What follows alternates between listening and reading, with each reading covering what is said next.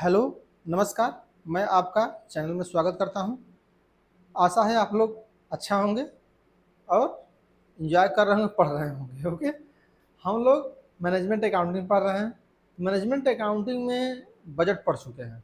Budget के बाद हम लोग को पढ़ना है किस प्रकार से फाइनेंशियल एनालिसिस होता है, ताकि अब चैप्टर इंट्रोड्यूस हो रहा होगा। तो इससे क्या हो जाएगा कि आपको ये पता चल जाएगा कि फाइनेंशियल एनालिसिस क्यों किया जाता है, मैनेजमेंट अकाउंटिंग क्यों की जाती है। तो यहाँ पर हम लोग ये डिस्कस करेंगे कि कौन कौन सा टूल्स हैं जिसके द्वारा कोई भी मैनेजमेंट अकाउंटिंग में इंफॉर्मेशन जनरेट की जाती है ताकि डिसीजंस लिया जा सके, जो स्टेक होल्डर्स हैं उनको डिसीजंस मिल पाए। इन सब चीज़ों के लिए हम लोग ये चैप्टर पढ़ रहे हैं। तो हम लोग यहाँ पर ये देखेंगे कि किस प्रकार से फाइनेंशियल एनालिसिस किया जाता है, राइट। तो यहाँ पर देखिए मेथड्स ऑफ फाइनेंशियल एनालिसिस, यहाँ पर क्या है, मेथड्स ऑफ फाइनेंशियल एनालिसिस में जो भी मेथड्स हैं, इस मेथड्स में क्यों आवश्यकता है। फर्स्ट ऑफ ऑल तो ये हम लोग डिसाइड करना है कि क्यों आवश्यकता है फाइनेंशियल एनालिसिस करने की। तो वन बाय वन करके देखते हैं। फर्स्ट, बैलेंस शीट और पोजीशनल स्टेटमेंट। तो जानते हैं बैलेंस शीट एज ऑन होता है। ओके, मीन्स एक जैसे 31 मार्च है। ओके, तो 31 मार्च के दिन ही की बैलेंस बताता है, इसीलिए इसको पोजीशनल स्टेटमेंट कहा जाता है। ओके, तो पहली बात तो ये हो गई। सेकेंड क्या है कि बैलेंस शीट में इंडिविजुअल इंफॉर्मेशन होता है, जैसे मशीन कितनी है, बिल्डिंग कितने की है, ओके, गुडविल कितने की है, ये सब चीज़ें इंडिविजुअल होती हैं, इसमें कोई रिलेशन नहीं होता है। तो बैलेंस शीट कोई भी इंफॉर्मेशन जनरेट नहीं करता है, केवल इंफॉर्मेशन पर्सनल देता है कि हमारे पास गुडविल कितनी है, हमारे पास मशीन कितनी है, हमारे पास बिल्डिंग कितनी है, हमारे पास कॉपीराइट कितना है, हमारे पास एसेट्स कितने हैं, डिफरेंट टाइप्स के एसेट्स कितना है, करंट एसेट्स कितना है, ये सब चीज़ों की जानकारी तो दे रहा होता है, लेकिन ये नहीं बता रहा होता है कि करेंट एसेट्स क्यों बढ़ा कि घटा पिछली बार से, एसेट्स पिछली बार से घटे हैं या बढ़े हैं, एसेट्स सेल हुई है। जैसे मान लीजिए कि कोई एसेट्स 1 लाख की थी तो इस बार कितना लाख की एसेट्स बची, करंट एसेट्स पिछली बार कितना था, इस बार कितना था, ये चीज़ों को जो रिलेशन है, ओके, रिलेशन, ओके, इस रिलेशन को इसमें नहीं बताया जा रहा होता है। तो इस पॉइंट ऑफ व्यू से बैलेंस शीट टोटल इंफॉर्मेशन नहीं दे पाता है, इसलिए हमको फाइनेंशियल एनालिसिस करना पड़ता है। इसीलिए आप देखेंगे कि बैलेंस शीट पर आधारित हम लोग रेशियो एनालिसिस देखेंगे, जैसे डेब्ट इक्विटी रेशियो क्या है, करंट एसेट करंट लायबिलिटी की क्या है, जिसे वर्किंग कैपिटल कहा जाता है, ये सब चीज़ें हम लोग इसी आधार पर देखते हैं, जो बैलेंस शीट में फिगर दी गई होती हैं, हम लोग रिलेशन कैलकुलेट करते हैं। नेक्स्ट क्या है, the profit and loss account show the result of operation. यहाँ पर क्या होता है, केवल प्रॉफिट बता रहा होता है, ओके, कि कितनी प्रॉफिट हुआ है या कितना एक्सपेंडिचर हुआ है, ओके, या कितना इनकम हुआ है, ये सब चीज़ें बताई जाएंगी। अगर एक्सपेंडिचर भी हुआ है तो सैलरी में कितना एक्सपेंडिचर किया गया है, ओके, वेज कितना के दिया गया है, या डिप्रिसिएशन कितना का चार्ज हुआ है, ओके, या इंटरेस्ट कितना दिया जा रहा है, ये सब चीज़ें बता रहा होगा, नो डाउट। बट ये नहीं बता रहा होगा कि एक्सपेंडिचर की तुलना में प्रॉफिट कितना है या प्रॉफिट की तुलना में इनकम कितनी है, ओके, ग्रॉस प्रॉफिट का रेशियो और नेट प्रॉफिट का रेशियो में क्या डिस्टर्बेंस है, ये सब चीज़ें नहीं बता रहा होगा। ओके, एक्सपेंडिचर रेशियो क्या है, ग्रॉस प्रॉफिट रेशियो क्या है, नेट प्रॉफिट रेशियो क्या है, नेट प्रॉफिट पिछली बार से बढ़ा है घटा है, क्या स्थिति है, ये सब चीज़ें नहीं बताता है। इसीलिए हम लोग इस चैप्टर को पढ़ते हैं। सेकेंड, फर्स्ट, लास्ट, नेक्स्ट क्या है, रेशियो एनालिसिस। ये 5 पे यहाँ पर रहेगा, लेकिन जिससे मान लीजिए 3, 4, 5, okay. Ratio analysis, interpretation of financial statement.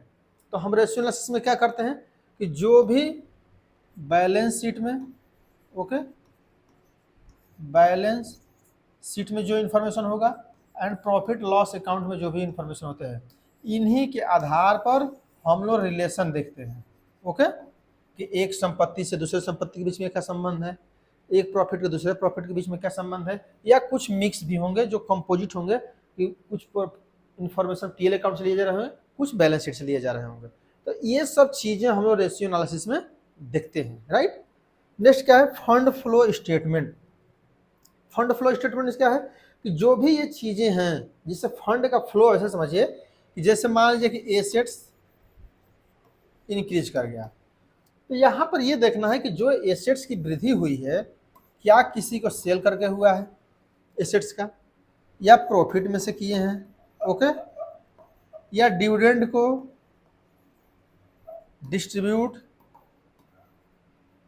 न करके परचेज किए हैं, किस प्रकार से किए हैं, ये फंड फ्लो स्टेटमेंट बताता है, ओके, कि फंड कहाँ से आ रहा है और उसका यूज कहाँ से हो रहा है।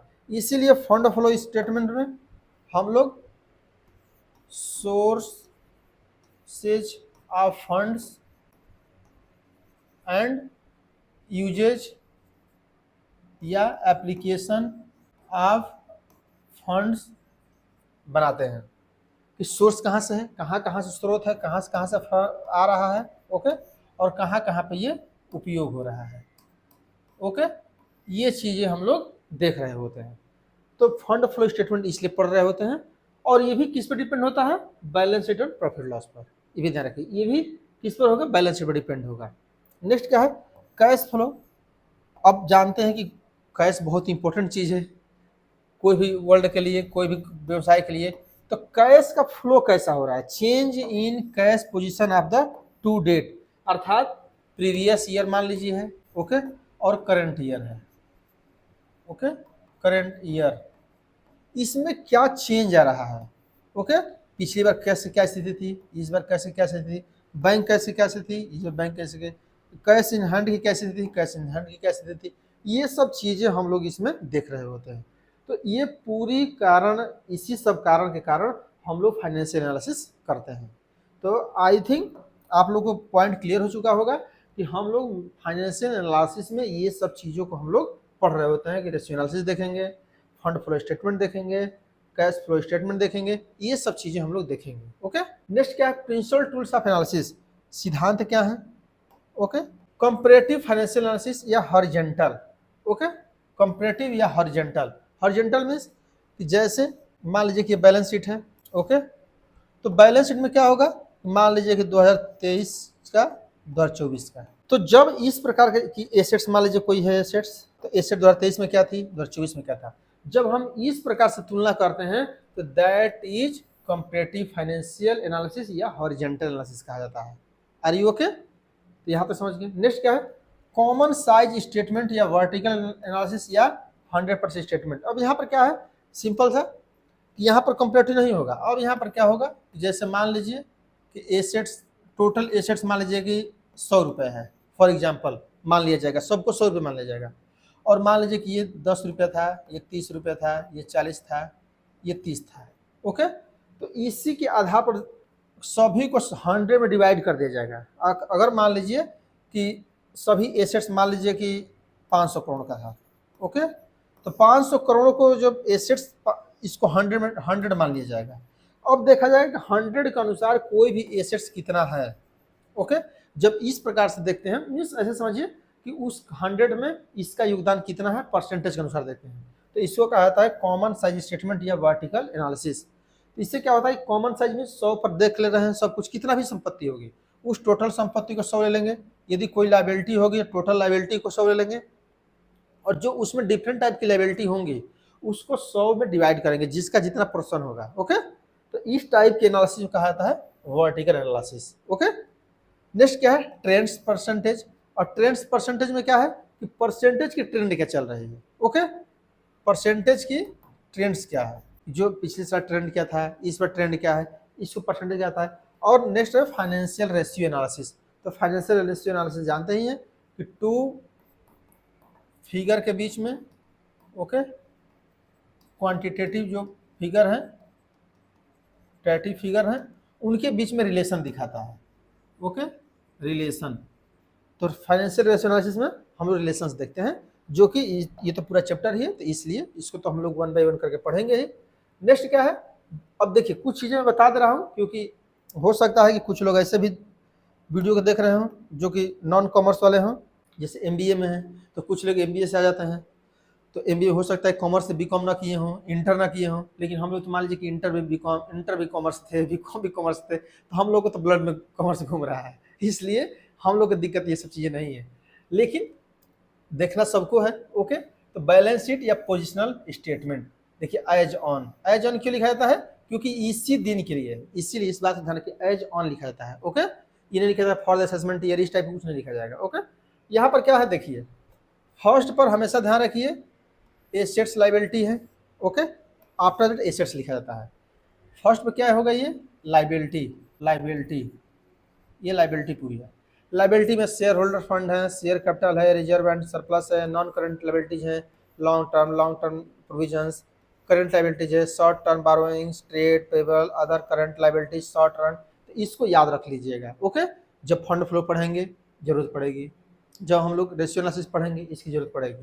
तो इसलिए मैं नहीं बता रहा हूँ कि आप लोग याद नहीं करना है, इसको याद करना है। ओके, कि कौन सा फिक्स्ड लाइबिलिटी है, कौन सा नॉन करंट लाइबिलिटी है, कौन सा करंट लाइबिलिटी है, पूछा जाता है। ओके, नेक्स्ट क्या, assets. Non current assets means इसको ऐसे समझिए, ये फिक्स्ड एसेट है। ओके, फिक्स्ड एसेट्स, इसको भी फिक्स्ड लाइबिलिटी कहा जाता है, fixed liability. Okay, fixed liability. और क्या, fixed assets means tangible assets जो दिखाई पड़ रहा है। ओके, इनटेंजिबल एसेट्स जैसे कॉपीराइट है, ओके, पेटेंट है, गुडविल है। ओके, ये सब चीज़ें नहीं दिखाते, तो कॉपीराइट हो गया, पेटेंट हो गया, गुडविल हो गया, ये सब चीज़ें नहीं दिखाई देती हैं, इसलिए इसको इंटेंजिबल एसेट्स किया जाता है। राइट, नॉन करंट इन्वेस्टमेंट होगा, जो करंट इन्वेस्टमेंट नहीं होगा, लॉन्ग टर्म के लिए किया गया होगा, long term forms and advances, कोई एडवांसेज है उसको भी दिखाया जाता है। नेक्स्ट है current assets, inventories, trade receivables, current investment, short term loans and advances, cash and cash equivalents, other current assets. तो ये सब चीज़ें एसेट्स में आती हैं, इस बात को ध्यान रखिएगा। ओके, एसेट्स में तो ये लाइबिलिटी है और ये एसेट्स है, और इसी के आधार पर देखिए दिया है ना, previous year, current year. Okay, कितना चेंज आ रहा है, परसेंटेज कितना हो रहा है, तो इसको क्या कहता है, कंपैरेटिव कहा जाता है। देखिए दिया है ना कंपैरेटिव, क्यों कंपैरेटिव कहा जा रहा है, क्योंकि प्रीवियस ईयर भी इसमें दिया है, करंट ईयर भी दिया है, इसीलिए इसको कंपैरेटिव मींस तुलना किया जा रहा है, किया जा रहा है कि नहीं, तुलना, कि प्रीवियस ईयर में करंट ईयर में क्या सिचुएशन है, कितना चेंज हो रहा है, एब्सोल्यूट चेंज, कितना परसेंटेज चेंज हो रहा है, ये सब चीज़ें हम लोग देख रहे हैं, इसलिए ये सब चीज़ किया जाता है। Right, next profit and loss accounts. Profit loss accounts, profit loss account में क्या होगा, ये प्रॉफिट लॉस अकाउंट जानते हैं, the gross BD brought downward, कहाँ से आ रहा होगा, ये आ रहा होगा अगर लॉस है तो। ओके, और यदि प्रॉफिट हो तो ये क्या है, ट्रेडिंग अकाउंट से आता है। ओके, ट्रेडिंग अकाउंट, और ट्रेडिंग अकाउंट क्या होता है, जो कोई डायरेक्ट कंपनी मैन्युफैक्चरिंग करती है तो जो डायरेक्ट एक्सपेंडिचर, ओके, और डायरेक्ट कोई भी इनकम जो होती है, इनकम, इसको ट्रेडिंग अकाउंट लिखा जाता है, जैसे वेज है। ओके, ये सब चीज़ें, स्टॉक कोई purchase, opening stock, closing stock, आप कितना परचेज किए हैं, परचेज, ये सब क्या है, ट्रेडिंग अकाउंट का कॉन्सेप्ट है। बट इसके पॉइंट ऑफ व्यू जो उसका प्रॉफिट है, ग्रॉस प्रॉफिट इधर ला देंगे, और लॉस होगा तो इस साइड लग देंगे।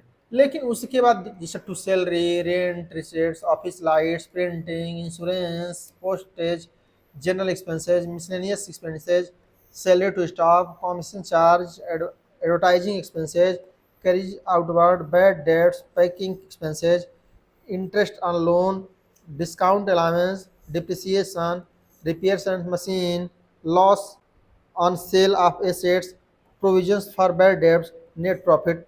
ओके, तो नेट प्रॉफिट होगा तो फिर इस साइड ला देंगे। यहाँ पर जो इनकम होगी, इसका मतलब क्या है, दिस साइड एक्सपेंडिचर लिखा जाता है।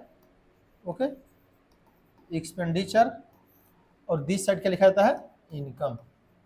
जो भी इनकम होगी वो इस साइड लिखी जाती है, जिससे पिछले साल से जो प्रॉफिट होगा वो आएगा। रेंट, अगर कहीं आप मान लीजिए कोई आपका बिल्डिंग उसको रेंट में मिल रहा है, उसको भी लिख देंगे। कमीशन मिल रहा है, इंटरेस्ट ऑन ड्राइंग, कोई इंटरेस्ट, मान लीजिए कि कोई मालिक, आपका ड्राइंग इसका होता है कि कोई मालिक, मान लीजिए कि मालिक ही कोई सामान लेके चला गया, जैसे मान लीजिए कि उसकी दुकान है, कुछ सामान अपने यूज के लिए गया, तो उस पर यदि इंटरेस्ट मिल रहा है तो भी उसको भी ट्रीट किया जाता है। बाय इंटरेस्ट ऑन इन्वेस्टमेंट, कहीं आप इन्वेस्ट किए हैं उससे इंटरेस्ट मिल रहा है। डिस्काउंट रिसीव्ड, कहीं पर डिस्काउंट कैश दे दिए तो डिस्काउंट मिल गया जल्दी से, उसको लिख देंगे। By profit on sale of assets, यदि जैसे यहाँ पर प्रॉफिट ऑन सेल, देखिए profit on sale, loss on cell है, यदि लॉस होगा तो इस साइड लिखेंगे, प्रॉफिट होगा तो इस साइड लिखेंगे। एंड यदि नेट लॉस हो जाएगा तो इस साइड, प्रॉफिट हो जाएगा तो इस साइड। तो ये सब चीज़ें हम लोग करते हैं। राइट, तो आई थिंक आपको पता चल गया होगा कि प्रॉफिट एंड लॉस अकाउंट्स में क्या क्या चीज़ें आती हैं, तो इसको याद भी रखना है। ओके, ताकि जब हम नेक्स्ट पढ़ें तो आपको पता रहे कि कौन प्रॉफिट लॉस का अकाउंट है में आइटम्स है और कौन बैलेंस शीट का है। ओके, तो अगर स्क्रीनशॉट ले तो स्क्रीनशॉट ले लीजिए, नहीं तो चलते हैं नेक्स्ट। ओके, देखिए फाइनेंशियल रेशियो एनालिसिस। देखिए फाइनेंशियल रेशियो एनालिसिस की आवश्यकता क्यों पड़ती है, यहाँ पे देखिए। ओके, अब बात करते हैं फाइनेंशियल एनालिसिस से। क्यों? क्योंकि हम लोग पढ़ना है फर्स्ट चैप्टर, क्या पढ़ना है, फाइनेंशियल रेशियो एनालिसिस, ये स्टार्ट कर रहे हैं। ओके, तो ये क्यों हम लोग पढ़ रहे हैं, डिफरेंट स्टेक होल्डर्स। तो स्टेक होल्डर्स में क्या होता है, हितधारी। ओके, जो हित का धारण करता है। ओके, हितधारी कौन होता है, जैसे जो कंपनी है उस कंपनी से कौन रिलेटेड है, डायरेक्टली इनडायरेक्टली चाहे जैसे भी रिलेटेड हो, उसको हितधारी कहा जाता है। जैसे मैनेजमेंट है तो मैनेजमेंट तो रहेगा ही, क्योंकि जिसकी कंपनी है वो तो मैनेजमेंट रहेगा ही रहेगा। नेक्स्ट क्या है, शेयर होल्डर्स, जो कंपनी के शेयर होल्डर्स हैं उन वो भी स्टेक होल्डर्स हैं। इन्वेस्टर्स, जैसे मान लीजिए कोई इन्वेस्ट कर रहा है, जैसे हम लोग कोई म्यूचुअल फंड्स ले रहे हैं, कोई बिल ऑफ एक्सचेंज ले रहे हैं, कुछ भी ले रहे हैं या शेयर ले रहे हैं, तो इन्वेस्ट कर रहे हैं तो भी हम लोग को जरूरत पड़ेगी रेशियो से देखने के लिए।